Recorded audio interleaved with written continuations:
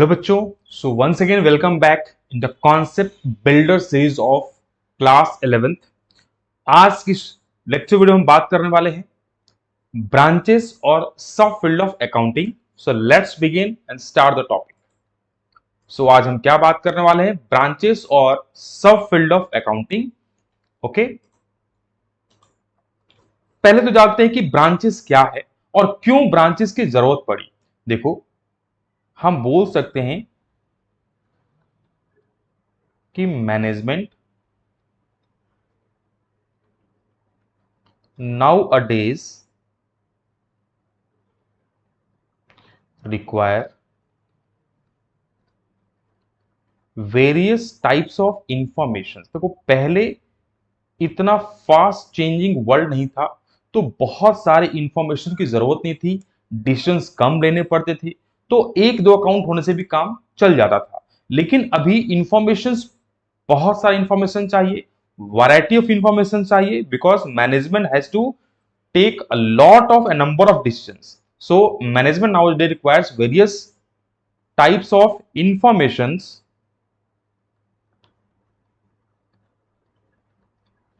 to perform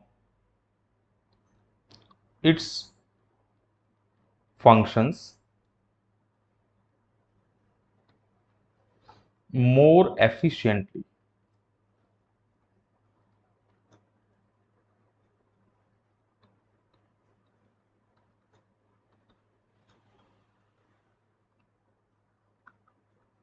So to meet the increasing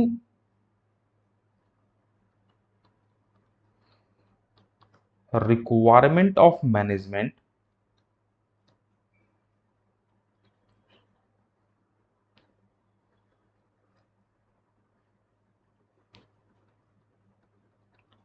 various specialized branches of accounting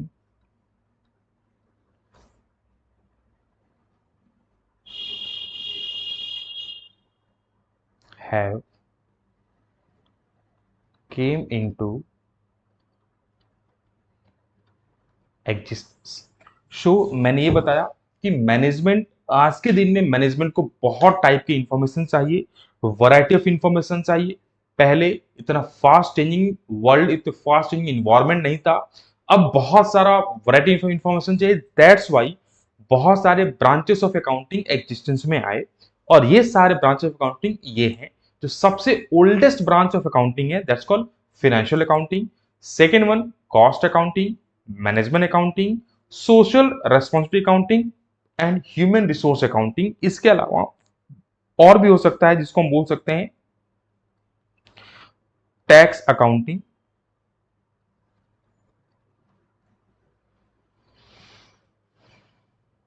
etcetera. ठीक है, लेकिन जो main branches of accounting है, जो पॉपुलर ब्रांचेस ऑफ अकाउंटिंग है, वो ये तीन ही है। कौन से? ये तीन पॉपुलर ब्रांचेस ऑफ अकाउंटिंग है। ये दोनों ज्यादा पॉपुलर नहीं हो पाए, ये इनफैक्ट ये तीनों पॉपुलर नहीं हो पाए। तो ये अगर तुमसे बहुत बार पूछता है कि write three branch of accounting, तो तुमको ये तीनों लिखने हैं। ठीक है, लॉन्ग क्वेश्चन आया, then you go for the all branches. Okay, so अब एक एक करके इन सारे ब्रांचेस के बारे में पढ़ते हैं।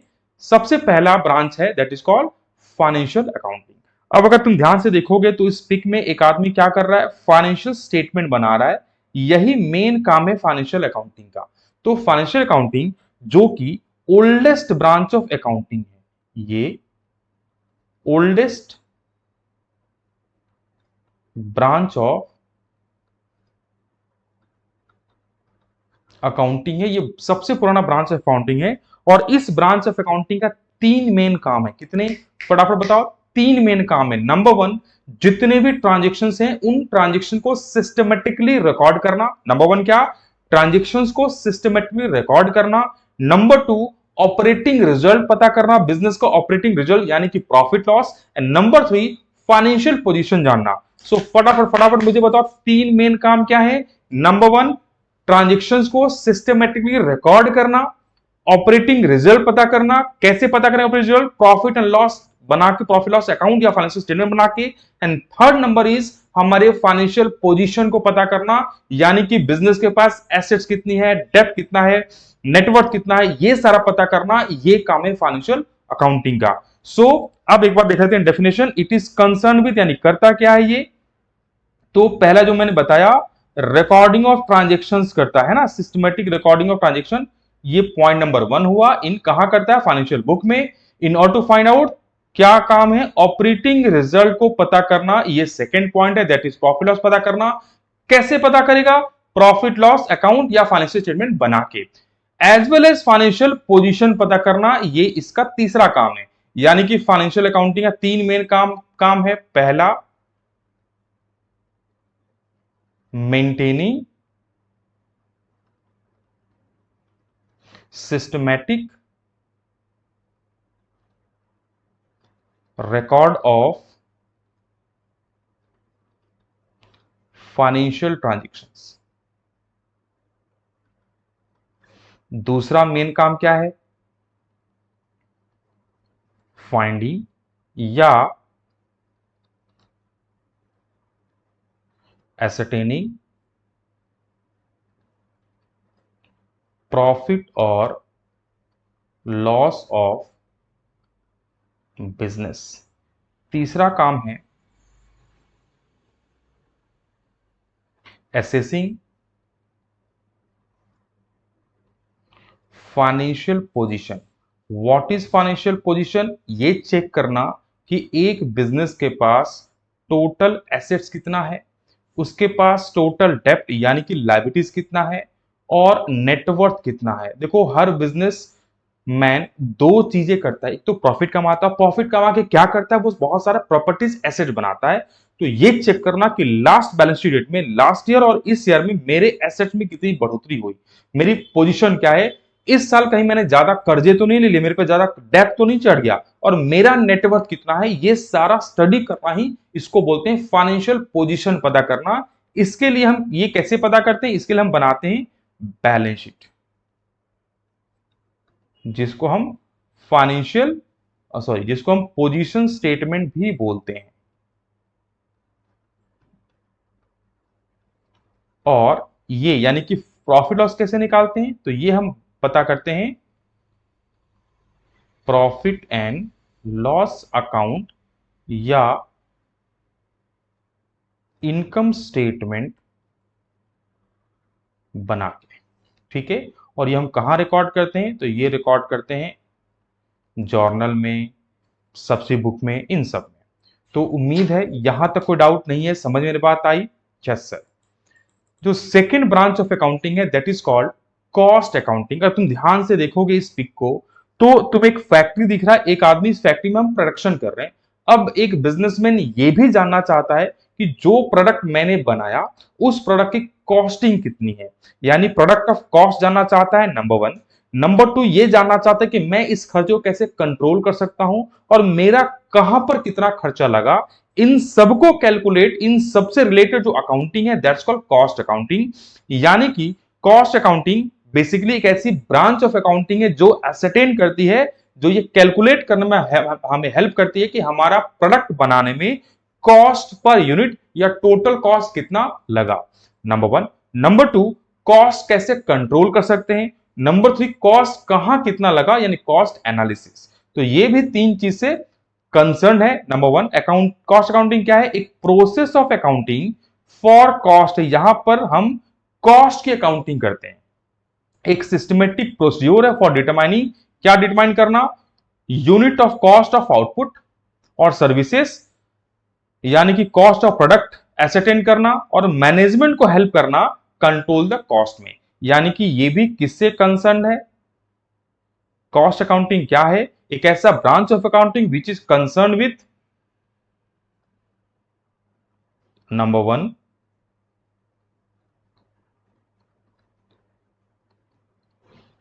ascertainment of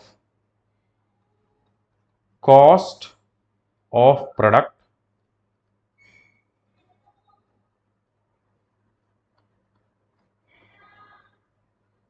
manufactured, second cost कैसे कंट्रोल करेंगे, एंड थर्ड कॉस्ट एनालिसिस करना, यानी कहां पर कितना कॉस्ट लगा। बहुत फैक्ट्री में बहुत ज्यादा कॉस्ट लगता है, फॉर एग्जांपल रॉ मटेरियल कितना लगा, ओवरहेड यानी कि एक्सपेंसेस कितने लगे, लेबर पे कितना खर्चा हुआ, मटेरियल पे कितना खर्चा हुआ, ये सारे को स्टडी करना भी कॉस्ट अकाउंटिंग के अंदर आता है।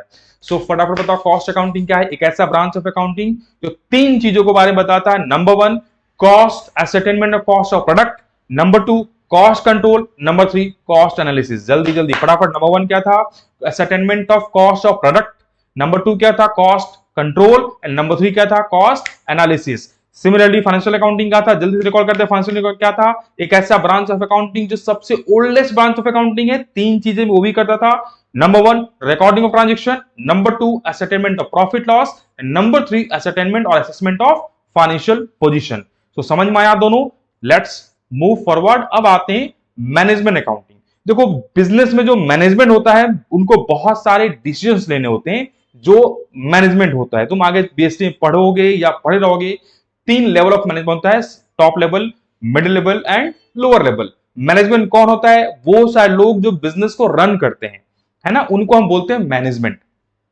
ठीक है, तो एक ऐसा ब्रांच ऑफ अकाउंटिंग जो कि मैनेजमेंट को इंफॉर्मेशन प्रेजेंट करता है, अकाउंटिंग इंफॉर्मेशन उस वे में जिस वे में उनको चाहिए।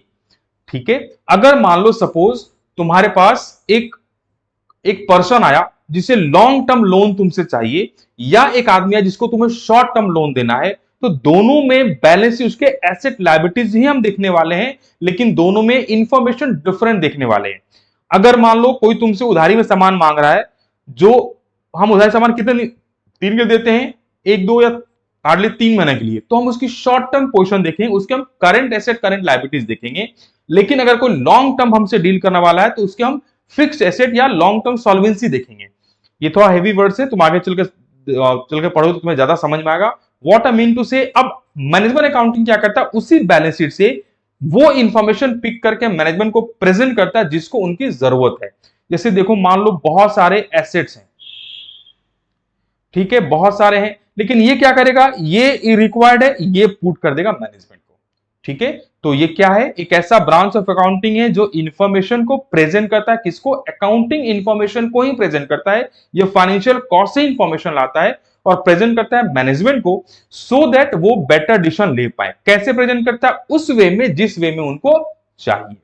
ठीक है, ये मैनेजमेंट को हेल्प करता है डिसीजन मेकिंग में, एफिशिएंसी बढ़ाने में और बिजनेस मैक्सिमाइज करने में। तो मैनेजमेंट अकाउंटिंग क्या है, एक ऐसा ब्रांच ऑफ अकाउंटिंग है जिसका मेन काम है इंफॉर्मेशन कलेक्ट करना, कहां से, फाइनेंशियल कॉस्ट है, उसको एनालिसिस करना, उसको मॉडिफाई करना और प्रेजेंट करना किसको, मैनेजमेंट को, so that they can take better and proper decision. Okay, next है सोशल रेस्पॉन्सिबिलिटी अकाउंटिंग। तो हम सब जानते हैं कि बिजनेस एक सोशल एनिमल है, यानी बिजनेस डिपेंड करता है सोसाइटी पे। तो हमें भी हर बिजनेस को टुवर्ड सोसाइटी कुछ ना कुछ करना होता है। अगर मान लो तुम्हारे शहर में एक नया फैक्ट्री लग गया, तो तुम कहीं ना कहीं कुछ कॉस्ट इनकट कर रहे हो। फॉर एग्जांपल वहां का इन्वायरमेंटल पॉल्यूशन बढ़ेगा, नॉइज पॉल्यूशन बढ़ेगा, तो कुछ ना कुछ वो सोसाइटी का कॉस्ट ले रहा है, कुछ ना कुछ उसके कारण सोसाइटी को नुकसान हो रहा है। तो बहुत सारे बिजनेस हाउसेस क्या करते हैं, सोसाइटी को कुछ बेनिफिट भी देते हैं। कैसे बेनिफिट देंगे, उनको जॉब्स देके, समाज के लिए कुछ काम करके। तो जो भी हमने समाज के लिए काम किया उसको डिटेल आइडेंटिफिकेशन करना, मेजरमेंट करना एंड प्रेजेंटेशन करना, this is called social responsibility accounting. So एक बार डेफिनेशन मीनिंग में आते हैं। ये क्या है, प्रोसेस है। प्रोसेस से मतलब ये कंटिन्यू होगा, एक बार क्या नहीं चलेगा। क्या करना, आइडेंटिफाई करना जो मैंने बताया, मेजरिंग करना और कम्युनिकेशन करना। जितना भी कंट्रीब्यूशन होगा, किसका कंट्रीब्यूशन, बिजनेस का, किसके लिए, सोसाइटी के लिए। जो बिजनेस ने किया, जो भी बेनिफिट बिजनेस ने सोसाइटी को दिया, उसको आइडेंटिफाई करना, मेजर करना एंड कम्युनिकेट करना यूजर्स को। ठीक है, कैसे हम कंट्रीब्यूट कर सकते हैं, एक बिजनेस कैसे कंट्रीब्यूट करता है, कैसे बेनिफिट देता है सोसाइटी को, उनको अंडर प्रिविलेज वालों को कुछ एम्प्लॉयमेंट देके, financial and man power support देके, पब्लिक प्रोग्राम्स में इन्वायरमेंटल कंट्रीब्यूशन करके, प्रोडक्ट सेफ्टी करके, प्रोडक्ट ड्यूरेबिलिटी करके, कस्टमर सेटिस्फेक्शन देके। तो ऐसा करके बहुत सारा बिजनेस सोसाइटी के लिए बहुत सारा योगदान देता है। उन योगदान को, उन कंट्रीब्यूशंस को आइडेंटिफाई करना, मेजर करना, रिकॉर्ड करना, कम्युनिकेट करना, this process is called social responsibility accounting. Next one is called human resource accounting. ये जो लास्ट के दो अकाउंटिंग है रिसेंट डेवलपमेंट है। देखो ये क्या है, ये एक प्रोसेस है of identifying measuring data about human resources. देखो एक बिजनेस में बहुत सारे लोग काम करते हैं, हर साल बिजनेसेस हाउसेस क्या करते हैं, नए नए लोगों को रिक्रूट करते हैं, उनको ट्रेंड करते हैं और उनको फिर सैलरी वगैरह देते हैं। तो रिक्रूटमेंट करने में, ट्रेंड करने में, इनमें जितने भी उनकी कॉस्टिंग हुई, किनकी हमारे बिजनेस कॉस्टिंग हुई, उसको आइडेंटिफाई करना, मेजर करना एंड रिपोर्ट करना, that's called human resource accounting. ठीक है, ये एक अटेम्प्ट है to identify and report the investment made in human resource of an organisation.